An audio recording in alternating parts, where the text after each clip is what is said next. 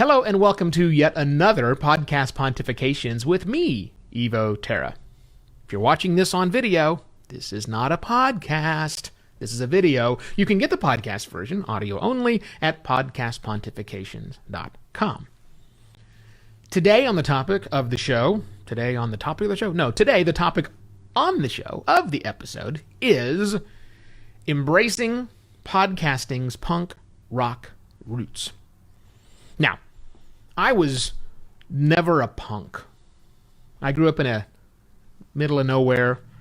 Punk was something that we did, but we didn't really have punks in our town. Nobody had spiky hair, that kind of stuff. I was the closest thing we had to a punk, and I was not a punk. But that's not important. I'm not suggesting you do that. What I find interesting is when you understand how punk rock came to be, it parallels podcasting. Let me explain what I mean by that. So, punk rock, I'm not going to give you the history, but just understand, here is how it began. Punk rock were people, some musicians, but also not always musicians. Some just fans. It doesn't matter if they were the creators or the consumers, it all kind of happened together. Anti-establishment. We want to do things our own way. But most importantly,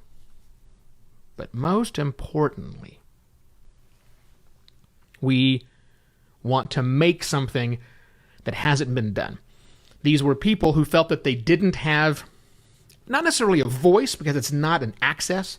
They didn't have an outlet. That's a better way to say it. They didn't really have an outlet with what was happening today, at their time, in both the music scene and the culture scene and the fashion scene.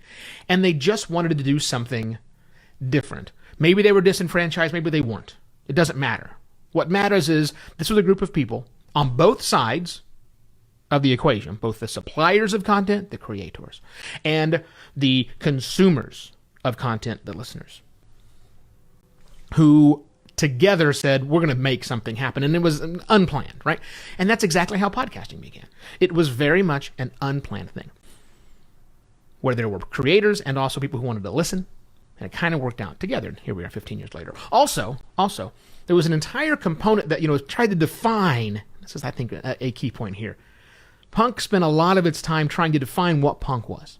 In fact, punk still does it today, or I guess recently, right? There's a song that came out, 15, 20 years ago called Hot Topic is Not Punk Rock. Hot Topic is, for those listening, a clothing store that you can find in most malls that appears to be punk rock, but is not punk rock. C'est la vie. So I spent a lot of time describing what it's not, and podcasting did the same thing. Podcasters, early on, we tried to, and I'll say we, because I was definitely part of that movement, we tried to say very clearly, we're not radio.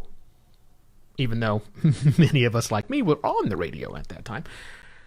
We tried to say, we're not the things you're used to listening to. We want to explore something new. So we're not journalists. Today there are many journalists who use podcasting, and there were back then at the day. We're not conforming to the regular rules. This is unique. This is different. Okay. Same thing punk rock did. Fashion was the same exact way. We're not going to, people who were aficionados of the punk rock scene, that more the consumer side of things, adopted a certain fashion style, which is very much also like punk, homemade, homegrown, doing something intentional, deconstructing old things, putting it back together in such a way to where they defined loosely and broadly what it meant to adopt that punk lifestyle. Okay, enough praising of punk. What does that mean for podcasting? And I think it's the same thing, that we began originally this exact same way.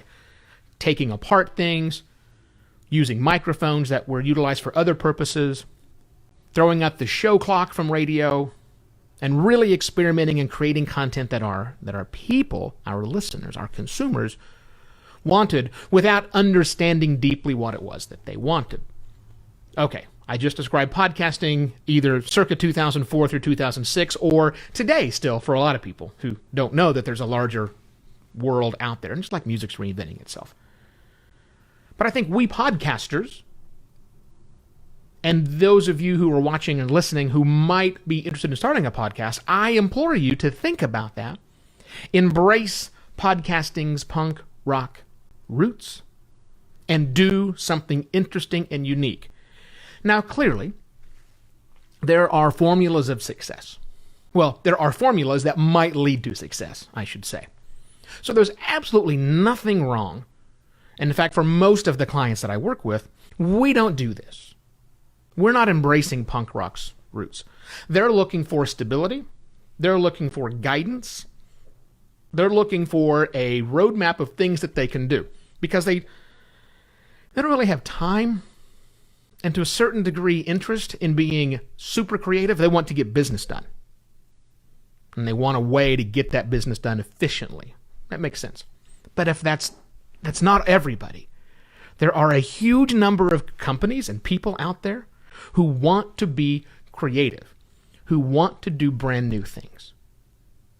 And so to you, I say, adopt the lifestyle of the punks 10 years in, or maybe 2 years in, when they realized, especially these creators, oh my goodness, there's something going here. We need to up our game. We need to get professional about that. We need to learn, and many times you learn it on your own. Many times you experiment and you try things. But you certainly invest in yourself and invest in your equipment and you invest in your quality. And you make it better. You don't make it like what's happening today. Punks didn't change and say, well, let's start putting out Bee Gee tunes. That wasn't what happened. But they certainly did finally learn to play the instruments. They might have used the services of a vocal coach to help them get better.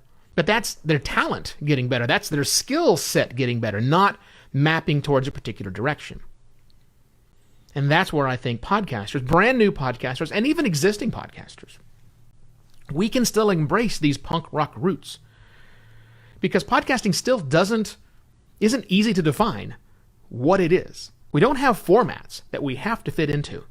There are certain quality lines we should try to hit all the time.